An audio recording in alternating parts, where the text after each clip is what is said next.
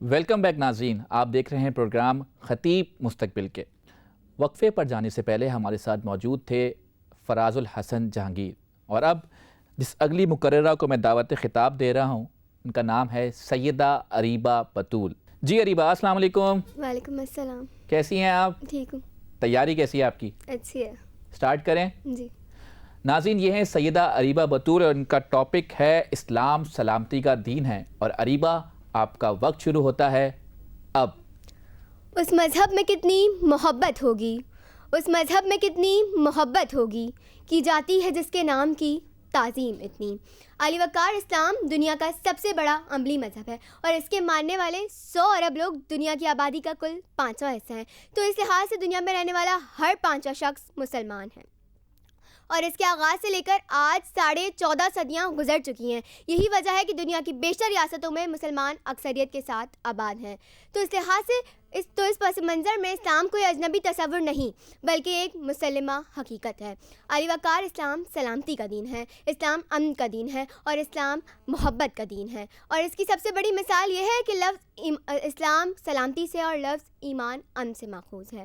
مگر آج کی صورتحال یہ ہے کہ ہر طرف ظلم و بربریت کا دور ہے، جنگ و جدل کو سلامتی کہا جانے لگا ہے، جبکہ امن کی اصل مثال اسلام ہے۔ اسلام کا سب سے بڑا وصف یہی ہے کہ اس کے آگے پیچھے اوپر نیچے کہیں سے بھی باطل اندر داخل نہیں ہو سکتا، فتنہ برپا نہیں کر سکتا، عداوت کا تصور نہیں کر سکتا۔ علی وقار، آپ خود ہی سوچئے کہ جس دین میں کسی کو مذاق میں نوکدار چیز سے ڈرانا بھی منع ہے، وہ جنگ و جدل، قتل و غارت کیسے جائز قرار دے سکتا ہے؟ علی وقار، اس سے بڑی امن کی مثال کیا ہوگی کہ اگر لڑائی کے وقت دشمن جنگ میں اسلام کا نام لے لے تو لڑائی روک دینا واجب ہوتا ہے۔ دراصل بات یہ ہے کہ کچھ شرپسند عناصر اور من گھڑت فرقوں نے عالم کے سامنے اسلام کی بہت ہی قبیح و کریہہ تصویر پیش کی ہے، جس کی وجہ سے امن کا پیغام ہوتے ہوئے بھی اسلام کو دنیا دہشت گرد اور فسادی مذہب سمجھتی ہے۔ حالانکہ آپ تاریخ اٹھا کے دیکھ لیں یا دنیا گھوم لیں، آپ کو اسلام سے زیادہ شفیق و مہربان، عدل و انصاف والا مذہب کہیں نہیں ملے گا، کیونکہ یہ وہ نور ہے جو آپ کی سب راہوں کو روشن کر دے گا۔ پر علی وقار، مجھے افسوس کے ساتھ یہ بات کہنی پڑتی ہے کہ آج جب بھی دہشت گردی کا نام آتا ہے تو مسلمان کا نام آتا ہے، جبکہ مسلمان اور مسلم اسے کہتے ہیں جو امن کے دین پر چلے، اور جو امن کے دین پر چلے وہ کیسے دہشت گرد ہو سکتا ہے؟ اصل میں غلطی ہماری ہے، کیونکہ ہمارے اندر پہلے جیسی محبتیں نہیں رہی، فرقہ پرستی نے جنم لے لیا ہے اور ہمارے آپس کے توڑ نے ہمیں برباد کر دیا ہے۔ دل کے پھپھولے جل اٹھے سینے کے داغ سے، دل کے پھپھولے جل اٹھے سینے کے داغ سے، اس گھر کو آگ لگ گئی گھر کے چراغ سے۔ علی وقار، ہمیں اختلاف رائے کے باوجود ایک ہونا ہوگا، ہمیں ایک امت بن کے رہنا ہوگا، ہمیں دین اسلام کو اپنے ہاتھوں سے نہیں جانے دینا ہوگا، کیونکہ اس میں نقصان ہمارا ہی ہے۔ اسی لیے تو اقبال نے بھی کہا تھا، افراد کے ہاتھوں میں ہے اقوام کی تقدیر، افراد کے ہاتھوں میں ہے اقوام کی تقدیر، ہر فرد ہے ملت کے مقدر کا ستارہ، دیہات سے دے کر اگر آزاد ہو ملت، دیہات سے دے کر اگر آزاد ہو ملت، ہے ایسی تجارت میں مسلمان کا خسارہ، وما لینا ولد۔ جی ناظرین، یہ تھیں سیدہ اریبہ بطول، اور اب بلا کسی تاخیر میں اپنے ایوان میں سے اگلی مقررہ کو دعوت خطاب دوں گا۔ ان کا نام ہے فاطمہ زیدی۔ جی فاطمہ، السلام علیکم۔ وعلیکم السلام۔ کیسی ہیں آپ؟ ٹھیک۔ تیاری کیسی ہے آپ کی؟ اچھی۔ سٹارٹ کریں؟ جی۔ تو فاطمہ زیدی، آپ کا وقت شروع ہوتا ہے اب۔ جناب والا، اسلام سلامتی کا دین ہے۔ صدر علی وقار، اسلام ایسا آفاقی مذہب ہے جس کی بنیاد ہی امن و سلامتی، محبت، بھائی چارے پر قائم ہے۔ جس مذہب نے جناب والا، اسلام سلامتی کا دین ہے۔ صدر علی وقار، اسلام ایسا آفاقی مذہب ہے جس کی بنیاد ہی امن و سلامتی، محبت، بھائی چارے پر قائم ہے، اور جس مذہب نے قیام امن کے لیے تمام انسانیت کے لیے ایسے سنہری اصول وضع کیے ہوں جس پر عمل کر کے یہ خطۂ عالم امن کا گہوارہ بن سکتا ہے۔ اس پر دہشت گردی کا الزام لگانا یا دہشت گردی کے لیے اس مذہب کا استعمال کرنا دونوں صورتوں میں مذموم ہے۔ جناب والا، اسلام کسی خاص قوم یا جغرافیائی خطے کے لیے مخصوص نہیں، اور نہ ہی یہ کوئی مشرقی کلچر ہے، بلکہ یہ وہ آخری مذہب ہے جو پوری انسانیت کی رہنمائی کرنے کے لیے آیا۔ مسلمان کا خدائی سرچشمہ قرآن کریم کی مقدس کتاب ہے، اور اس آسمانی کتاب کے نظریات کی بنیاد اخلاقیات، محبت، رحم دلی، عجز و انکساری، ایثار و قربانی اور امن سلامتی پر ہے۔ صدر علی وقار،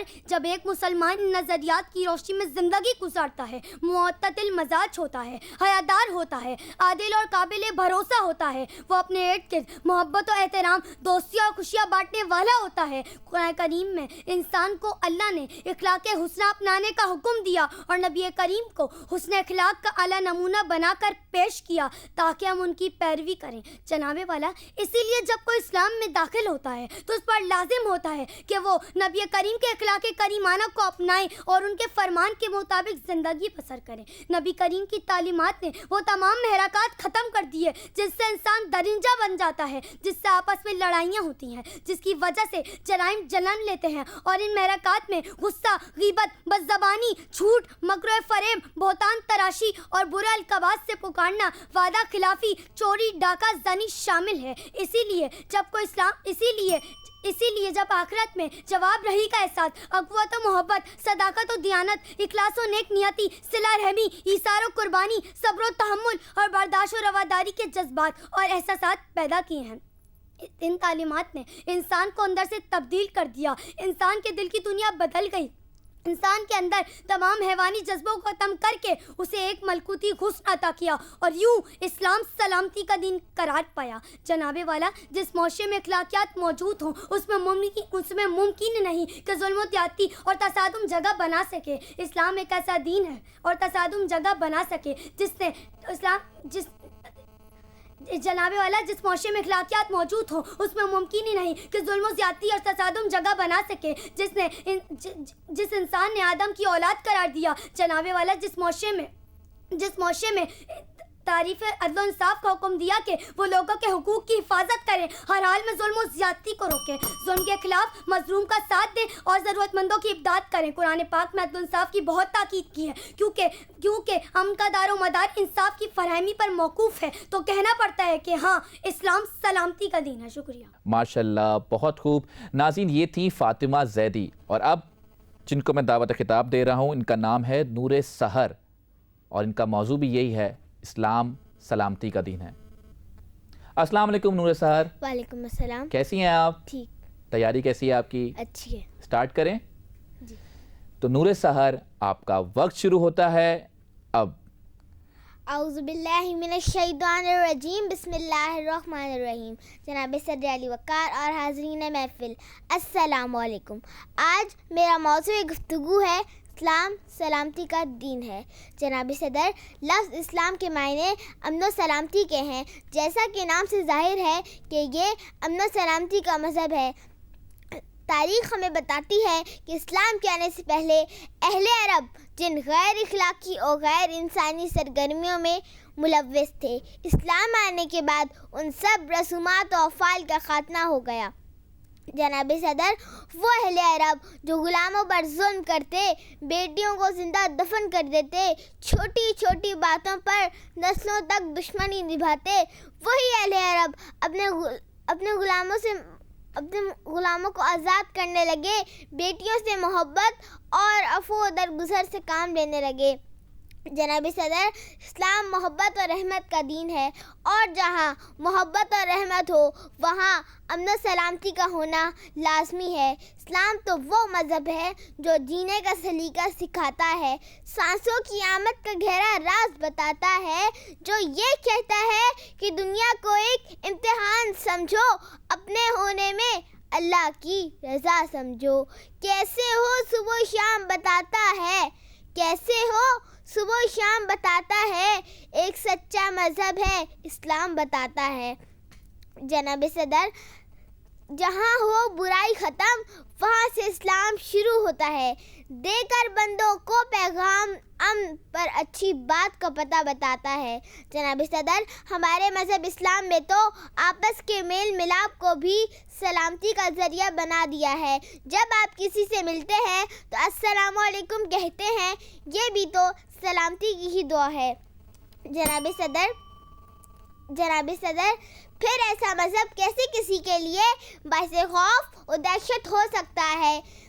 مذہب اسلام امن و سلامتی کا مذہب ہونے کی سب سے روشن مثال واقعہ فتح مکہ ہے کہ وہ مشرکین جنہوں نے آپ صلی اللہ علیہ وسلم کو اتنا تنگ کیا کہ وہ مدینہ ہجرت کرنے پر مجبور ہو گئے, اسی رسول صلی اللہ علیہ وسلم نے ان کافروں کو معاف کر دیا اور انہیں ان کے گھروں میں سلامتی کے ساتھ رہنے دیا۔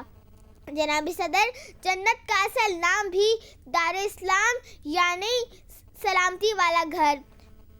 قرآن و حدیث کی روشنی سے یہ ثابت ہے کہ اسلام میں انسان کو دوسرے